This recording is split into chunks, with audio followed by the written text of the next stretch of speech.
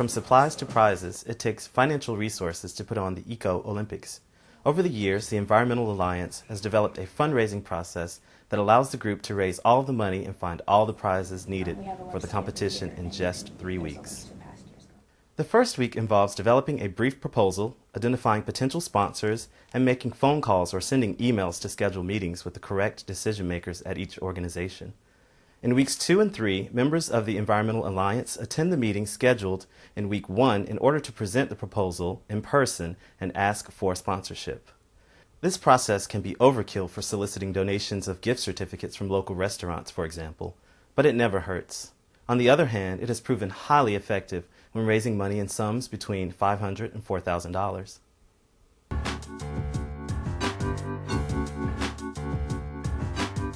The first thing you need to do is develop a brief proposal to go over with departments and organizations you want to sponsor the competition. The proposal is basically 3 parts. The first part is a description of the history and success of the Eco Olympics. It's always good to include numbers, like how many people participated and how much energy was conserved. The second part lays out the plan for the upcoming year. It can include a calendar or a list of events with brief descriptions. The third and final part explains what you need in terms of sponsorship or partnership. This part can be tailored to whatever department you are making the presentation. You might want funding from one department while you need food from a local restaurant.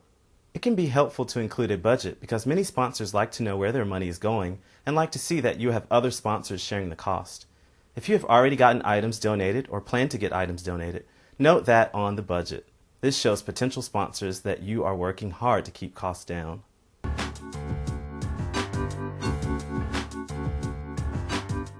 Over the years, Environmental Alliance has gotten contributions and in-kind donations from a wide range of departments on campus and businesses off campus. Obviously, past contributors are good candidates. But don't stop there. Brainstorm a few new candidates every year. Many times, individuals within your group will have a friendship or working relationship with a department or a local business. Other times, the department will have started a new green initiative since the last Eco Olympics, as was the case with Duke's Green Dining Program and Green Purchasing Initiative.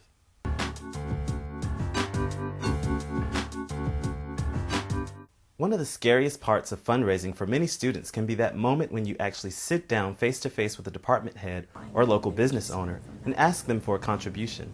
There are a few things that can make it less intimidating. First, remember that fundraising is a numbers game. The more people you ask for money, the less important it is that each one says yes.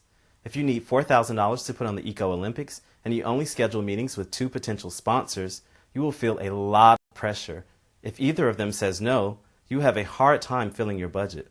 Save yourself that stress by scheduling meetings with many more potential sponsors than you think you will need.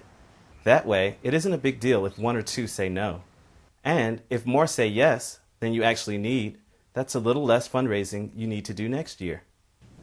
A second thing you can do to make it easier is to go to the meeting with friends.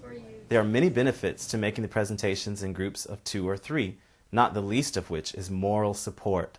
Splitting the presentation between a few people shows the potential sponsor that you are organized and professional. Well, this year it's going to be running from October 3rd to the 30th, and we have sort of a core complement of things that we do every year, like we do the garbology study, which is really fun. It also allows the person that isn't speaking to observe the potential sponsor's reactions. And best of all, it is a great recruiting and training tool for new members of your organization. When a new member accompanies you, as you walk into a vice president's office, make a presentation, receive a warm reception, and walk out with a $1,000 commitment in your pocket, they will know your group can get things done. A third thing you can do to take the pressure off is to go into the meeting with the goal of partnering with the potential sponsor. Instead of going in and asking for money and leaving, tell the potential sponsor about your event and throw out a few ideas of how they could partner with your group to make it a win-win for both of you. Sometimes potential sponsors will catch the excitement and end up proposing collaborations that are more valuable than what you originally had in mind. This has happened to Environmental Alliance a number of times while fundraising for the Eco Olympics. Finally, you can ease a lot of the tension by giving potential sponsors several options to choose from instead of asking them if they will sponsor you yes or no. So we're looking for sponsors and contributors this year for our Eco Olympics event. And a sponsor is any individual or group who decides they can donate $500 or more in goods and services or as a cash donation. The benefit for sponsors is that they get very heavily advertised on our website, which is where students go to check the scores, their dorm standings, and also to see who won the individual competitions and prizes. And they're also part of any advertising that we do outside of our website, for instance in the Chronicle. A contributor is any individual or group who donates $500 or less in goods and services or as a cash donation, and they get a link on our website and a pat on the back. If they are excited about the competition, they will likely pick one of the more involved options. If they are only mildly excited, they will pick one of the lesser options. What's nice about giving potential sponsors a menu of options is that you will almost never go away with nothing.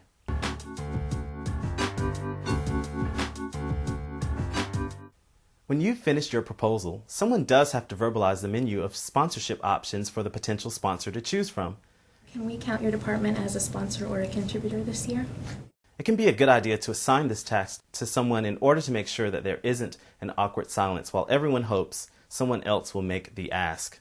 One time, a potential sponsor nearly got away by simply saying, "Sure, I support the event. It sounds like a great idea." He thought all the group wanted was his endorsement because no one stepped up to explain what kind of sponsorship the group needed.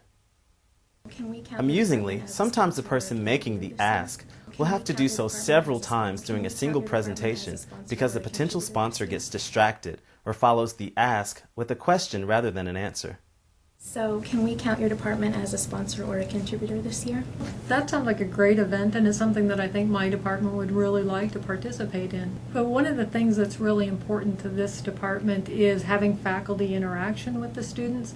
So how about if we take one of these events where you're having a celebration for the winners and I bring the faculty over and we bring the gifts or the prizes and the food goodies over and actually help the students celebrate.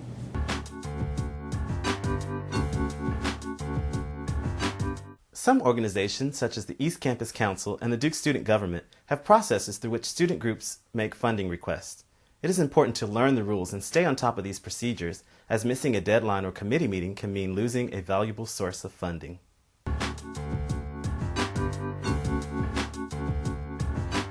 Sometimes there's a department or organization that regularly purchases something you need for your competition. For example, if you want to give away compact fluorescent light bulbs for students to use in their personal lamps, you need a source for those light bulbs. Recognizing that Duke's Facilities Management Department purchases hundreds of fluorescent light bulbs every year, Environmental Alliance asked the Facilities Department to contribute 1,000 compact fluorescent light bulbs to the competition. That's about a $4,000 value. It's a good trade because the Facilities Department can get a much better price than Environmental Alliance, and the energy savings pay for the bulbs in just a few years. Do you need supplies for making posters, banners, flyers, and table tents? Ask your purchasing department, campus bookstore, or copy center to contribute them. There are opportunities for in-kind contributions all around.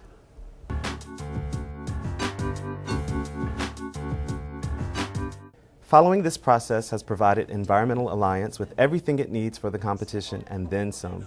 We hope it does the same for you.